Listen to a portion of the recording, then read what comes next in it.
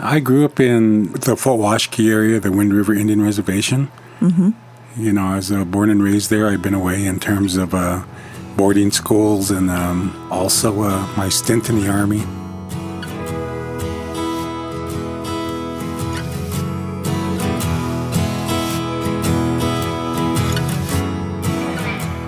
Hello, I'm Emmy DeGrappa. Each week, we bring you stories asking our guests the question, why? We learn about their passion, why they do what they do, why should we care, and what can we learn? What better place to explore the human landscape than from the state known for its incredible landscapes, Wyoming? And what better organization than Wyoming Humanities? Serving our state for over 45 years, we share stories, ideas, and wisdom about the human experience. This is What's Your Why?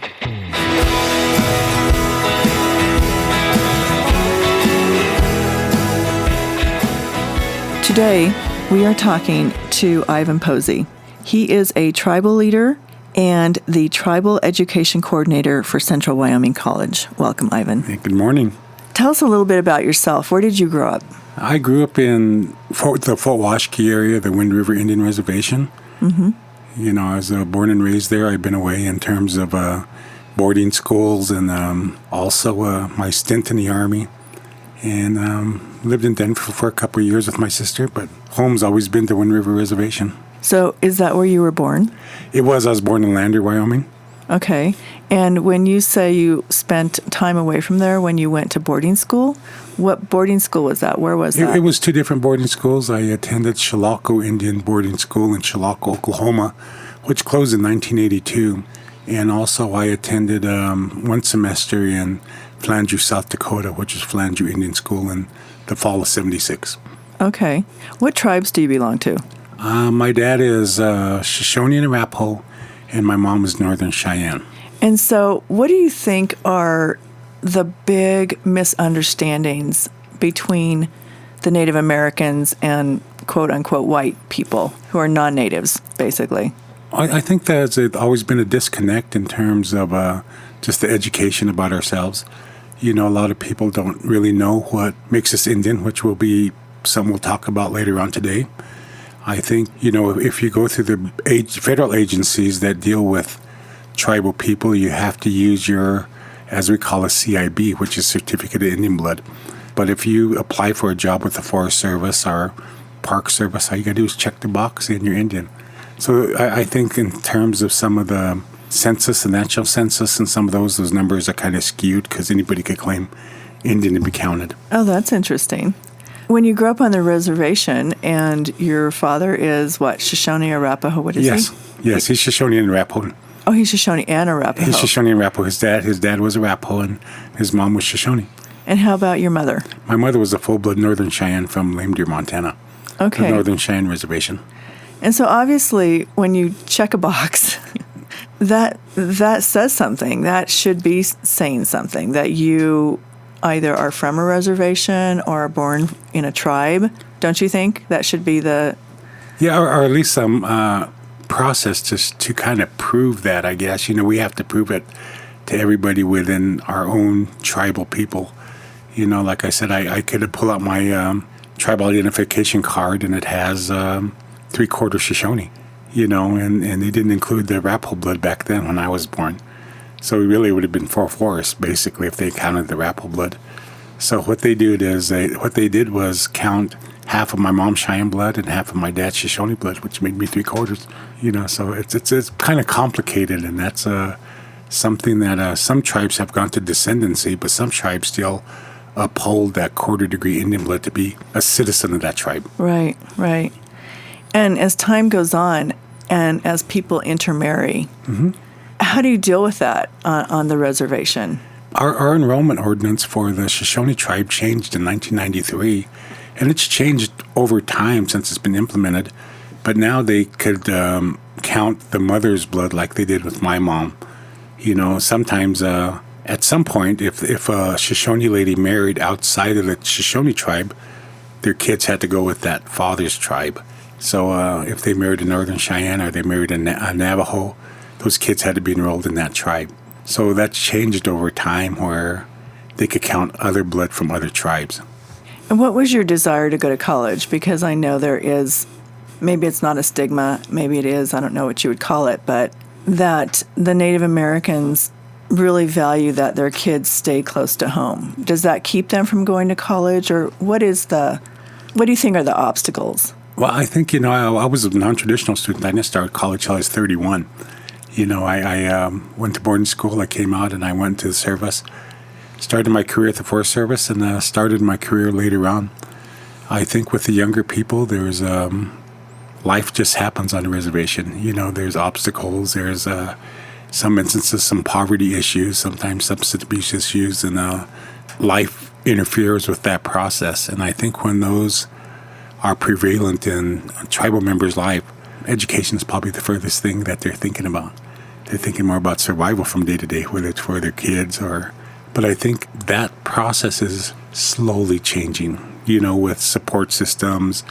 Colleges like Central Wyoming College is looking at ways to assist students that may have substance abuse issues and having counselors at the campus and those types of things. So I think that culture is changing, that there's more of a support system.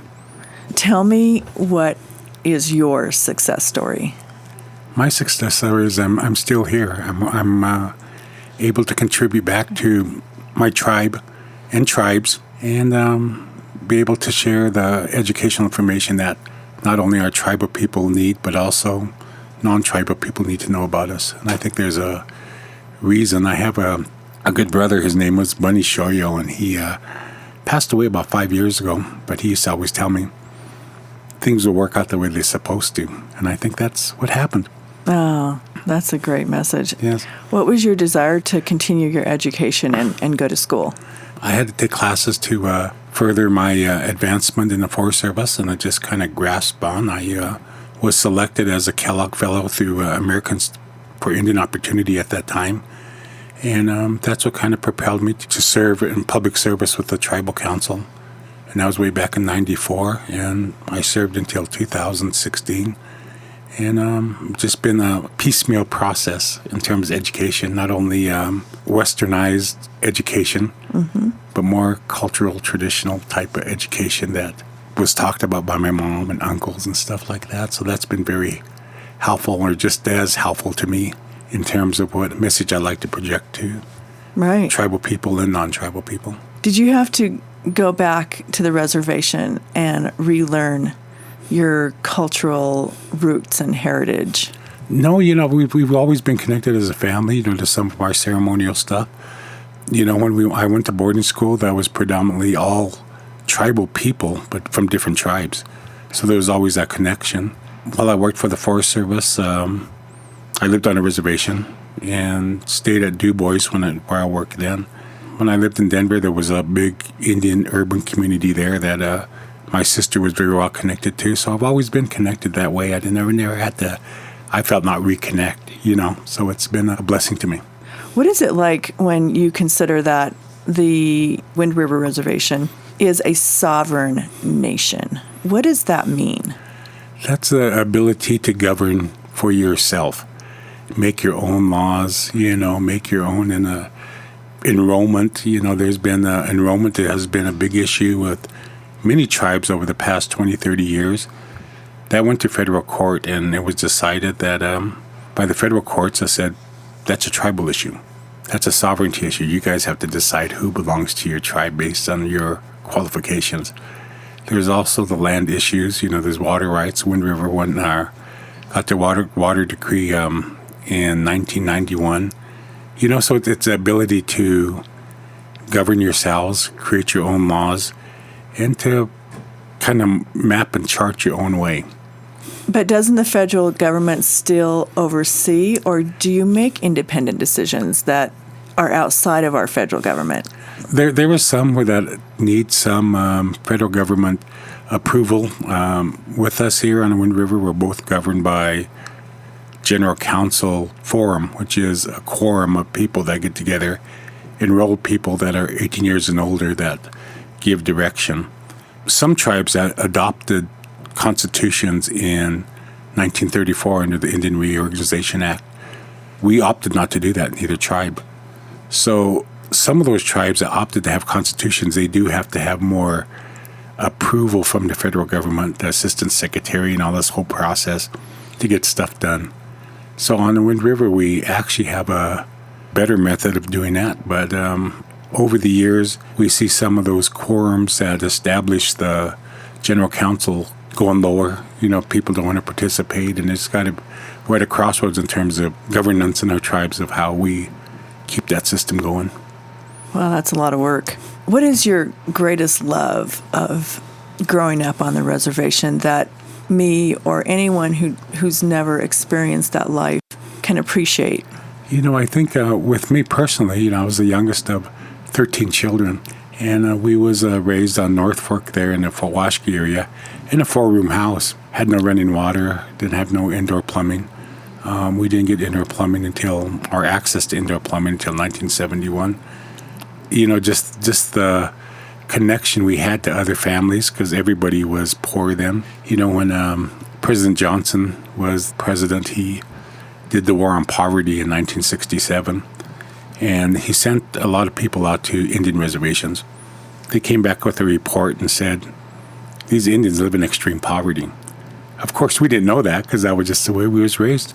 And I think there's a beauty in something that happens with being raised like that, being poor, being able to struggle, and some of those types of things is just the way we was raised. But families back then were very close. Whole families would visit each other. We'd go down to the river and haul our own water, and but that's just the way it was. And I think I was blessed to be raised in that era where those, you develop more love for your people and your relatives and stuff like that. So I think it's there's beauty in that poverty. I heard somebody say that in some place where they said there's beauty in that poverty, but there was. We didn't always in poverty, but there was beauty being raised like in that era. Oh my gosh. Thank you for sharing that. That is a true bond and love for the land, right? Yes. And families. And families. Yes. And the people that you grew up with and yes. share your life with. Mm-hmm. Thank you for being here today. Oh, thank you very much, Emmy. Appreciate it. Absolutely.